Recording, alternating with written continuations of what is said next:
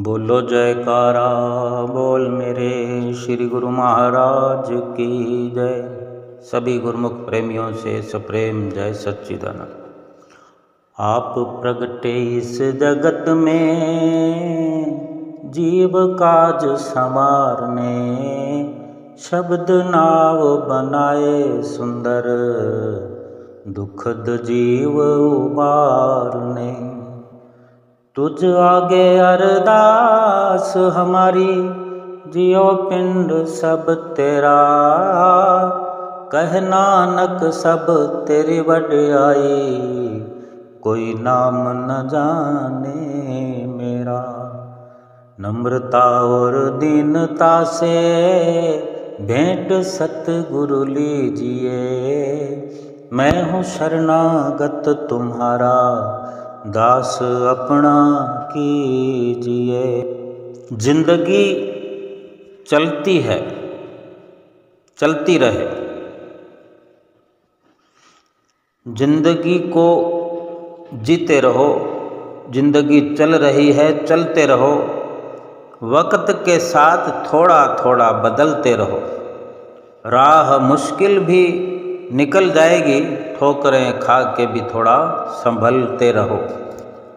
अंधेरा तो जुगनुओं से भी घबराता है, सूर्य न भी हो तो चरागों की तरह जलते रहो। उम्र भर कोई यहाँ पर साथ नहीं देता, अकेले होकर भी थोड़ा थोड़ा हंसते रहो। कोई खुशबू कोई स्थिति ऐसी नहीं जो जिंदगी भर एक सी रहती हो। छोटा सा जीवन है तुम्हारा, छोटे से जीवन वाले फूल बनकर महकते रहो।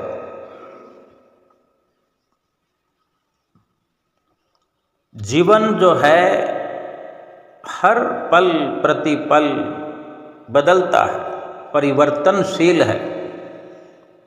पूरा संसार परिवर्तनशील है। संसार की हर स्थिति एक जैसी नहीं रहती। कभी राह मुश्किल हो जाती है, कभी आसान हो जाती है। वो एक ही सफ़र है जो हम कर रहे होते हैं, तो उसी सफ़र में कभी आसानी, कभी मुश्किलें, कभी परेशानी, कभी दुख। जैसे आकाश का इतना बड़ा रूप है, किसी हिस्से में बादल होते हैं, किसी हिस्से में बरसात होती है, किसी हिस्से में पूरी धूप का दृश्य, सूर्य अपनी लालिमा बिखेर रहा होता है, कहीं सूर्य ढका हुआ होता है। यानी एक मुश्किल हमारे पास आती है तो वो कितनी देर रुकेगी, आखिर उसको अपना डेरा कूच करना पड़ता है, फिर कहीं और चली जाती है,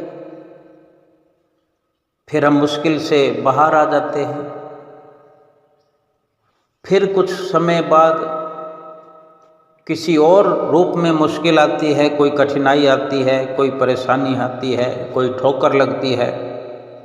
ये सब चलता रहेगा जीवन भर। ये हमारी आँखों के सामने हमें देखना है, अनुभव करना है। अपने सफ़र को रोकना नहीं है, विचलित नहीं होना है। और एक बड़ी बात समझने वाली कि पूरा जीवन कोई हमारा साथ दे दे, बचपन से लेकर अंतिम श्वास तक कोई साथ दे, हमारा साथ देता रहे, देता रहे, ये मुमकिन नहीं है। अपने आप को अकेले देखकर, अकेले समझकर ही हंसना मुस्कराना हमें सीखना चाहिए और हंसना मुस्कराना चाहिए।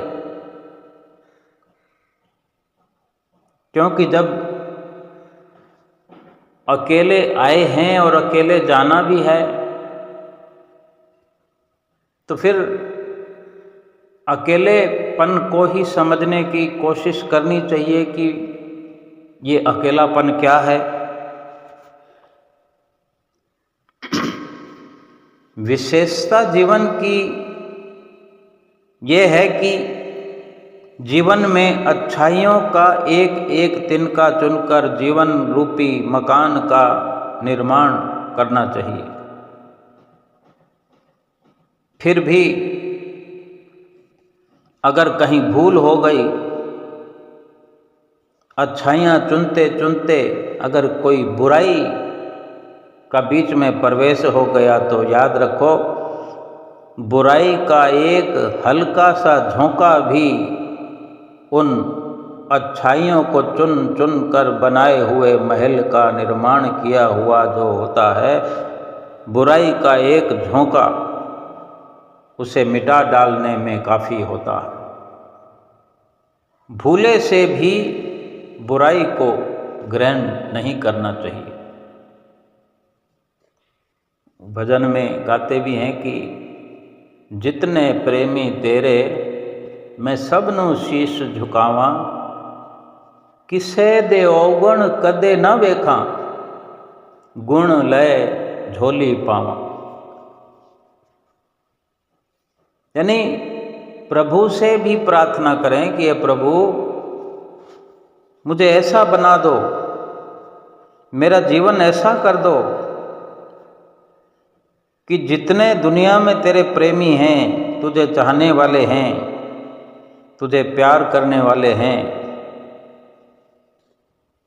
मैं उनसे गुण ले ले करके फलता फूलता रहूं, मैं उनको नमन करता रहूं, सबको शीश झुकाता रहूं जो तुझसे प्यार करते हैं। ऐसे गुरमुख प्रेमियों के साथ मेरा संपर्क बना दो, ऐसा संपर्क बना रहे ताकि मैं उनसे अच्छाइयाँ ग्रहण करता रहूं और भूले से भी किसी के अवगुण लेकर अपनी झोली में न डालूं। सतगुरु से प्रार्थना करें, ऐ सतगुरु मेरे दिल में इतनी ममता भर दो कि हद न रहे, यानी कोई किनारा ना हो मोहब्बत का। आपसे ऐसी मोहब्बत करूं मैं, ऐसा सच्चा हार्दिक विशुद्ध प्रेम करूं कि कोई किनारा ना रहे, क्योंकि जहाँ किनारा होता है, किनारे के बाहर फिर उलझन होती है, फिर मुश्किलें खड़ी होती है। यानी कोई ऐसी सीमा ना रखो, असीम प्यार करता चलूं आपके पावन चरणों में, मेरी ऐसी लगन लग जाए कि कोई हद न रहे। विश्वास करने की ऐसी ताकत मुझे दे दो कि फिर कोई शक न रहे, यानी ऐसा अटल विश्वास मुझ में भर दो कि किसी भी परिस्थिति में मुझे कोई संदेह ना हो।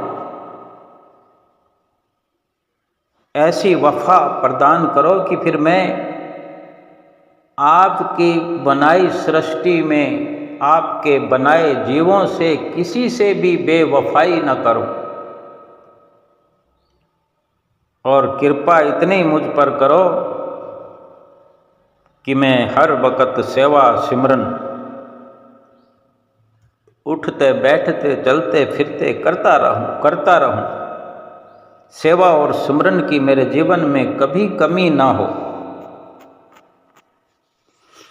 एक प्यारा सा रिश्ता है सतगुरु आपका और मेरा, प्रभु आपने किया है मेरे दिल में बसेरा, ना बिछड़ना मेरे दिल से कभी भी, मैंने डाला है प्रभु आपके दर पर डेरा। ऐसी प्रार्थना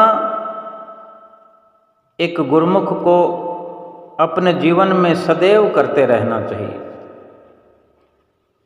और जो मान सम्मान की जो चाहत है, बड़ा बनने की जो चाहत है, किसी के आगे अपने आप को प्रकट करने की चाहत है, ये कभी एक गुरमुख के जीवन में नहीं आनी चाहिए।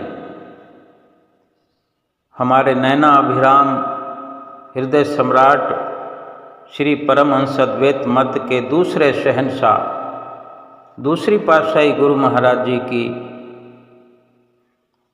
जीवन कथा में वर्णन आता है कि दूसरे पातशाही गुरु महाराज जी जब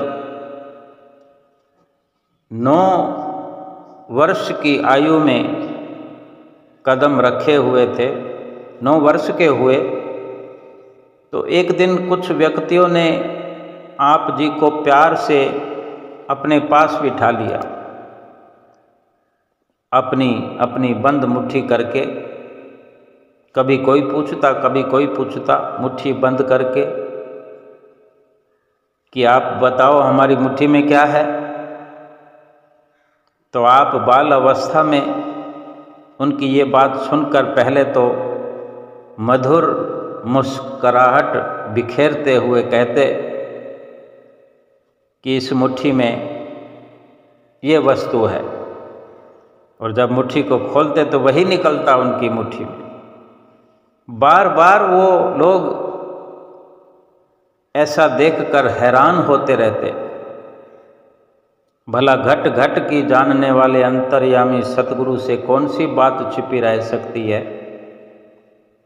बेशक उम्र बाल्यकाल की हो, लेकिन जो जन्मजात अवतारी पुरुष हों,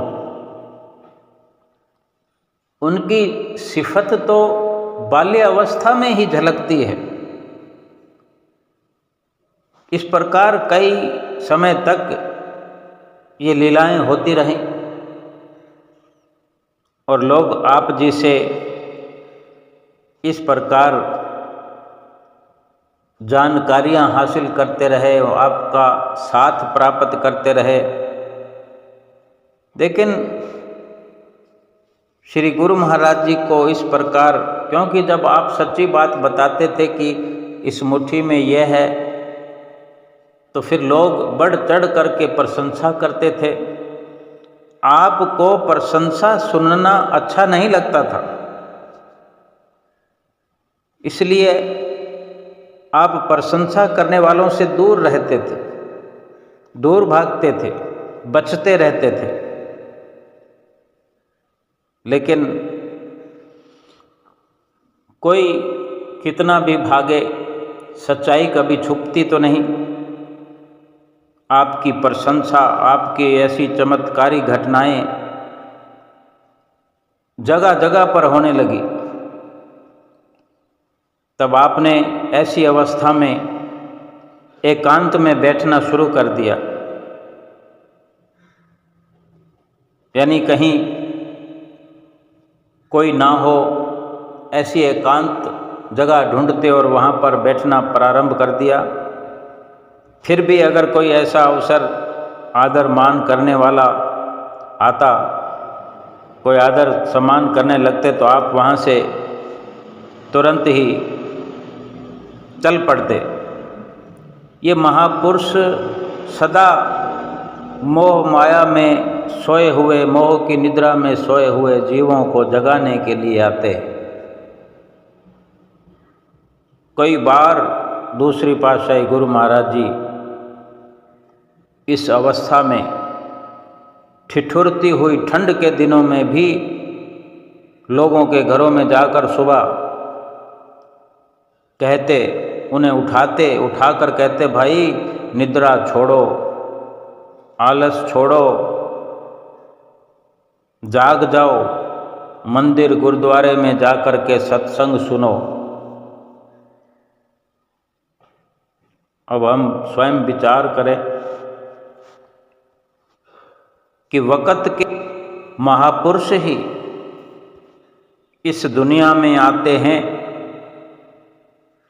और बाल्यकाल से ही अपनी लीलाओं का हम पर ऐसा खास असर छोड़ते हैं कि उनकी लीलाओं से हम प्रेरित होकर के भक्ति की राह पर अग्रसर होते हैं। हमें इस जीवन में चलना सिखाते हैं, भक्ति परमार्थ की राह पर चलाते हैं। संसार में भी किस प्रकार के साथ जीना है, ये भी हमें बखूबी समझाते हैं। एक पंचम पातशाही गुरु महाराज जी की पवित्र लीला है कि श्री गुरु महाराज जी जैसे कि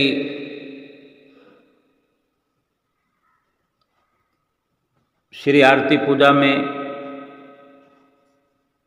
श्रीकार में विराजमान होकर जाते हैं, चाहे सुबह का समय हो या संध्या वेले का समय हो। एक गुरुमुख लड़का था जो अंदर सेवा करता था, तो श्री गुरु महाराज जी के कमरे में उसकी सेवा होती थी। बड़ा भागों वाला वो प्रेमी लड़का था कि इतनी नज़दीकी किसी भागों वाले प्रेमी को ही मिलती है। सुबह शाम की आरती के लिए जब श्री कार में सवार होकर श्री गुरु महाराज जी श्री आरती के लिए श्री मंदिर जी में जाया करते, तो उसके पश्चात वो लड़का भी अपनी सेवा को समेट करके श्री आरती में जाया करता था।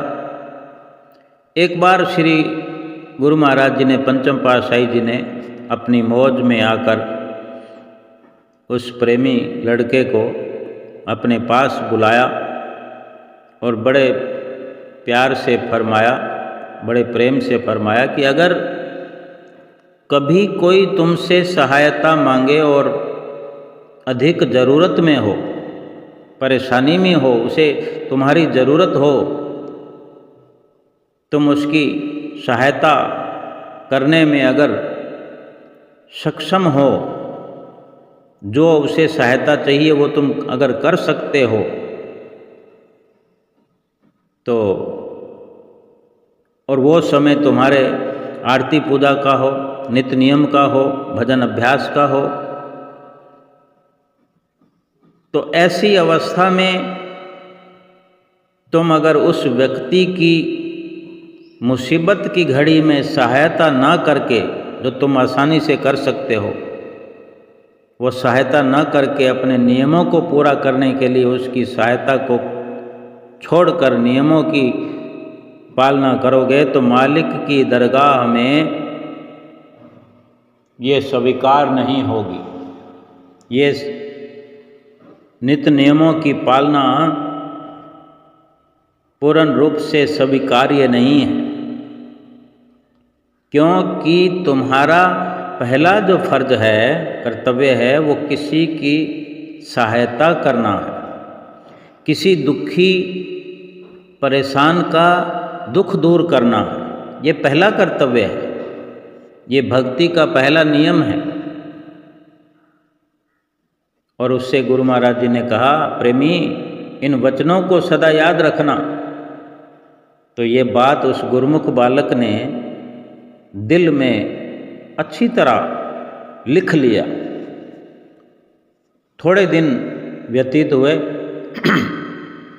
जब श्री गुरु महाराज जी श्री कार में विराजमान होकर अंदर से हवेली की ओर से श्री कार में विराजमान श्री कार बाहर आई, तो सेवा कुछ अधिक होने के कारण उस गुरुमुख को श्री आरती पर जाने के लिए थोड़ी देर हो गई, जो कि पहले हमेशा श्री कार के तुरंत बाद रवाना हो जाता था श्री आरती के लिए। एक दिन देर हो गई और फिर तेजी से भागता हुआ मंदिर की तरफ जा रहा था, क्योंकि गुरुमुख के लिए, प्रेमी के लिए नित्य नियमों की पालना की कितनी महत्वता है, ये गुरुमुख प्रेमी जानता है। एक तो इतनी कठिन सेवा, कठिन अधिक समय तक सेवा, और फिर देर हो जाना और फिर भाग कर आरती पर पहुंचना, इससे ही समझ में आता है कि कितनी गुरुमुखता है। लेकिन श्री गुरु महाराज जी भी अपने ऐसे गुरुमुख प्रेमियों को समय समय पर सचेत करते रहते हैं। जब वो भाग कर जा रहा था, एक तो आरती मंदिर दूरी पर बना हुआ है श्री आनंदपुर में, जबकि श्री प्रयाग धाम में तो बहुत नज़दीक है। अगर भाग कर कोई जाए तो 2-3 मिनट में श्री अंदर से श्री मंदिर में पहुंच सकता है, लेकिन श्री आनंदपुर में दूरी अधिक है।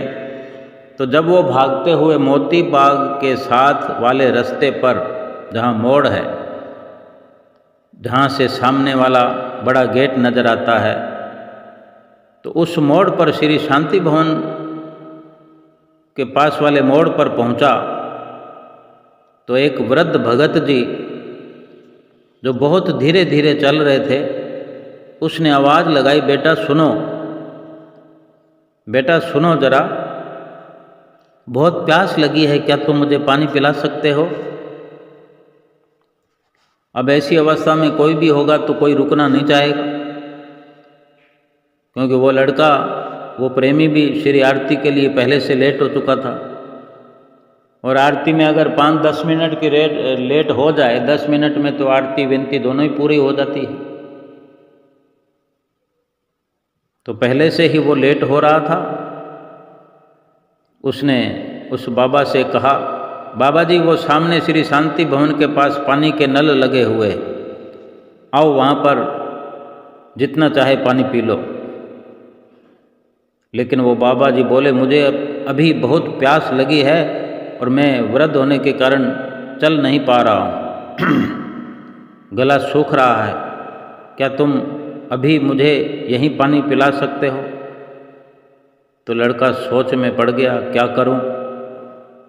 आरती का ख्याल आता है हर किसी को ऐसे वक्त में।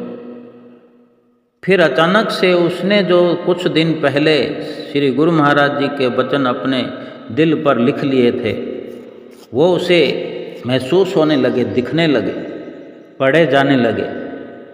वो दिमाग में वो वचन उतर गए कि कुछ दिन पहले के श्री वचन जो थे वो याद आ गए कि अपने नित्य नियम से पहले किसी ज़रूरतमंद की ज़रूरत हो तो मदद करना चाहिए, नहीं तो फिर किसी की मदद को ठुकरा कर वो नियम स्वीकार नहीं होगा। तो ये जब वचन याद हो आए तो वो बाबा जी को कहकर कि मैं अभी आता हूँ पानी लेकर, और भाग गया, भागा गया और शांति भवन में गिलास ढूंढने लगा, मगर उसे वहाँ पर गिलास मिला नहीं। फिर मजबूर होकर जहाँ पानी के नलके लगे हैं वहाँ गया, शायद कोई पानी के लिए पात्र मिल जाए। तो वहाँ प्लास्टिक की एक खाली बोतल मिली, जिसे उसने अच्छे से साफ़ किया, धोया, और ठंडा ठंडा जल, श्री गुरु महाराज जी की तो असीम कृपा है कि जगह जगह पर पानी की व्यवस्था है, वाटर कूलर लगे हुए हैं, ठंडा पानी, ताज़ा पानी, सब प्रकार का पानी मिलता है। तो ठंडा जल लेकर उस वृद्ध बाबा के पास पहुंचा, जो अभी अभी धीरे धीरे चलते हुए जहां अशोक के वृक्ष लगे हैं वहाँ पहुँच रहे थे बाबा जी। तो वो पानी बाबा जी को पिलाया, तो बाबा ने पानी पिया, बस थोड़ा सा ही पिया। लड़के ने पूछा, क्या हुआ बाबा जी, आपको तो बहुत प्यास लगी थी और बहुत थोड़ा सा ही पानी पिया, और पी लो। बाबा बोले, वो प्यास तो लगी ही रहेगी, वो पानी से नहीं मिटने वाली, वो प्यास तो पानी से कहाँ जाती है। इस प्रकार गूढ़ रहस्य से भरी हुई बात करके मंद मंद मुस्कुराकर बाबा चुप हो गए। लड़का कुछ समझ नहीं पाया, लड़का जल्दी में था ही, पहले ही उसका काम हो गया। फिर भी उसने पूछ लिया विनम्रता से कि कोई और सेवा हो तो बताओ। बाबा ने कहा, मैं चल नहीं पा रहा हूँ, मंदिर तक जाना चाहता हूँ। अब लड़का इसमें असमर्थ था। उसने कहा, अगर मेरे पास कोई गाड़ी होती, स्कूटी, मोटर बाइक, साइकिल कुछ होती तो मैं आपको बिठा के ले जाता। तब बाबा ने कुछ नहीं कहा और लड़का फिर वहाँ बाबा को नमस्कार करके आगे चलने लगा दौड़कर। जो ही चलने लगा तो उसका ख्याल आया कि 2 कदम आगे दौड़ने पर ही ख्याल आया कि ऐसे लग रहा था कि उसको अंदर से कोई आवाज़ आई है। अंदर से उसे महसूस हुआ कि ये कोई श्री गुरु महाराज जी तो नहीं इस रूप में मेरे साथ लीला रचा रहे हैं। ऐसा ख्याल आते ही पीछे देखा। जो ही पीछे देखा कि वहाँ तो कोई भी नहीं था। फिर तो उसने रुक गया, उसको आरती का ख्याल ही उसका हट गया और सोचने लगा, इधर देखा उधर देखा। जो चल नहीं सकता भला वो कहाँ भाग जाएगा। फिर वो थोड़ा ढूंढने की भी कोशिश करने लगा कि कहीं इधर उधर। ये तो उसके ख्याल थे, लेकिन सीधी सी बात है, जो चल नहीं सकता वो भागकर कहाँ जाएगा। कितनी देर होएगी, आधा मिनट भी नहीं हुआ। 4 कदम चला होगा और उसने पीछे देखा तो पीछे कोई नहीं था। तो फिर उसे समझने में देर न लगी कि इतनी जल्दी गायब हो जाना किसी का, ये इस बात का प्रमाण था कि वो श्री गुरु महाराज जी ही थे, जो कुछ दिन पहले दी हुई उस गुरमुख बच्चे, गुरमुख बालक को जो सीख दी थी, तो आप उसका परीक्षण कर रहे थे, परीक्षा ले रहे थे कि गुरमुख कितना अमल किया करते हैं। वो गुरमुख प्रेमी बालक इस बात से संतुष्ट था कि आज श्री गुरु महाराज जी के वचनों पर वो यथा योग्य चल पाया, जैसे भी सही। लेकिन उसने नित नियम से पहले किसी लाचार की मदद को उचित समझा, अपना कर्तव्य समझा, सतगुरु की आज्ञा व मौज पर चल पाया। तो फिर रात को जब दर्शन खुले, उस वक़्त में रात को दर्शन खुला करते थे और जब दर्शन खुलने वाले होते थे तो दर्शन हाल के किवाड़ बंद हुआ करते थे। आज तो हम देखते हैं कि अभी प्रयाग धाम में कुछ समय से श्री गुरु महाराज जी विराजमान थे, तो भी इतना अरसा हमें दर्शनों का अवसर मिला। तो श्री दर्शन हाल 4 बजे खुल जाता है, उसका ताला गेट खुल जाता है। 5 बजे श्री गुरु महाराज जी आकर सिंहासन पर विराजमान होते हैं। उससे पहले सभी गुरुमुख अपनी सुविधा के अनुसार दर्शन हाल में हाजिर होते रहते हैं, अपनी जगह चुन करके आसानी से बैठते जाते हैं। लेकिन उस वक़्त दर्शन हाल जब बाहर भीड़ लग जाती थी गुरुमुख प्रेमियों की दर्शन हाल के बरामदों में, तब दर्शन हाल खुलते थे और गुरुमुख प्रेमी दरवाज़ों के आगे कभी इस दरवाजे के कभी उस दरवाजे, क्योंकि निश्चित नहीं होता था कि पहले कौन सा दरवाज़ा खुलेगा। गुरुमुख प्रेमी हर कोई भाग भाग करके सतगुरु के दर्शन करने चाहता है। सतगुरु के दर्शनों का क्या महत्व है, ये एक सतगुरु का सेवक प्रेमी गुरुमुख ही जानते हैं। तो जब रात को दर्शन खुले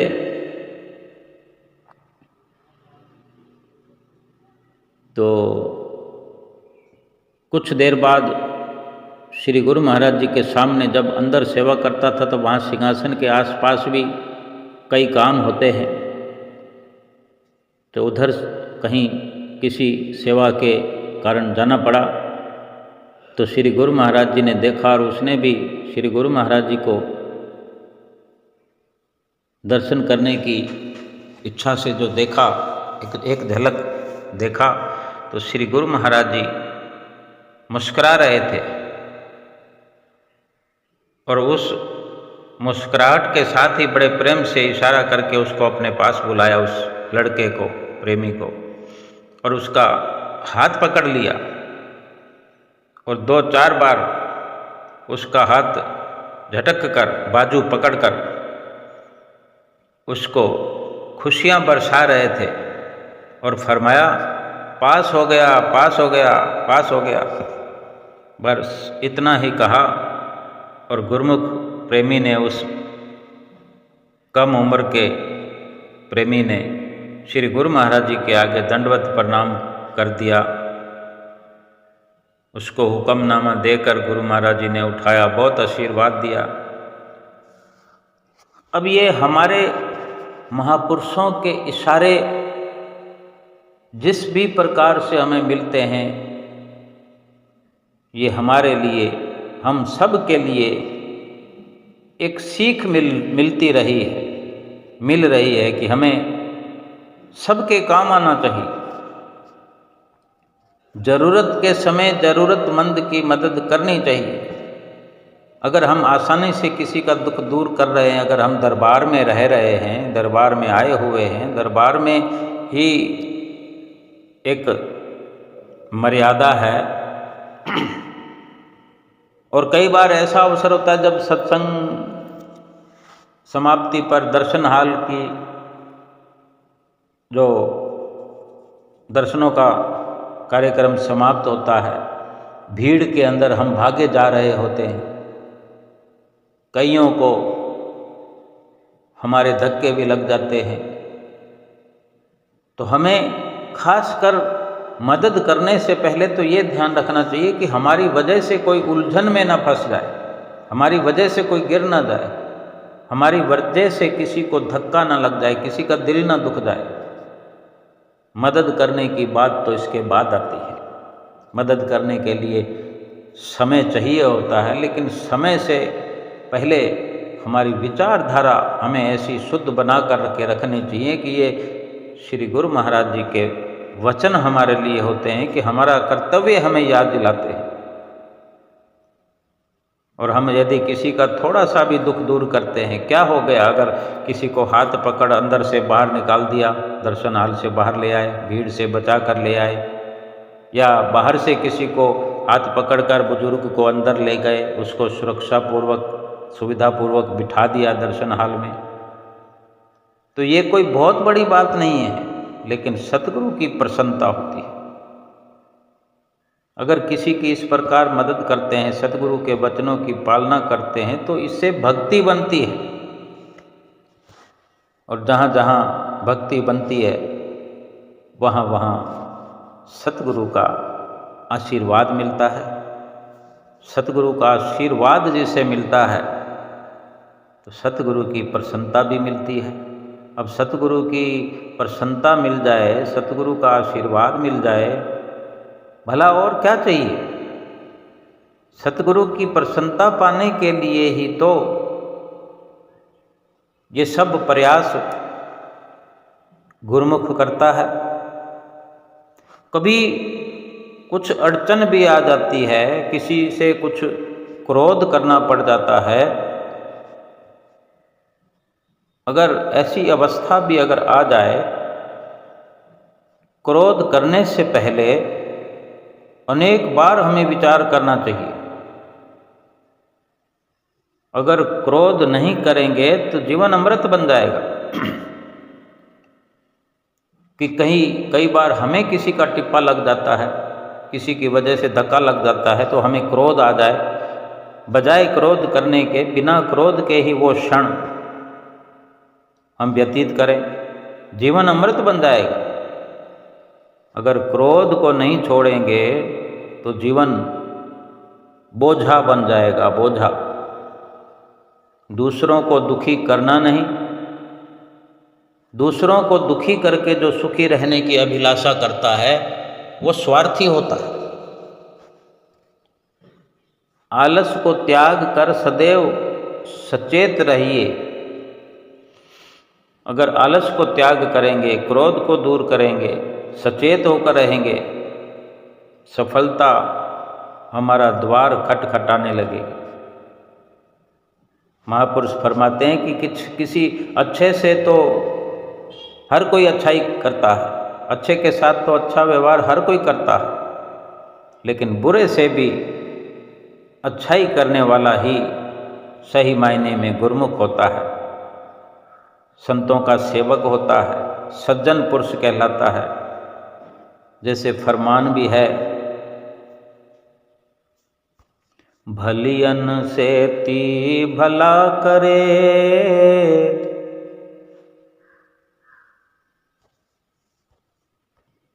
ऐसे सब संसार बुरियन से ती भला करे, तय जग में विरले संसार। कि भलों से भला करने वाले तो बहुत मिल जाएंगे, लेकिन बुरे से भी कोई भलाई कर सकता है, ये विरले विरले संसार में सतगुरु के प्यारे होते हैं। हमें सतगुरु का प्यारा बन के रहना है, सतगुरु की प्रसन्नता का पात्र बनना है, लोक परलोक सुहेला करना है। बोलो जयकारा बोल मेरे श्री गुरु महाराज की जय।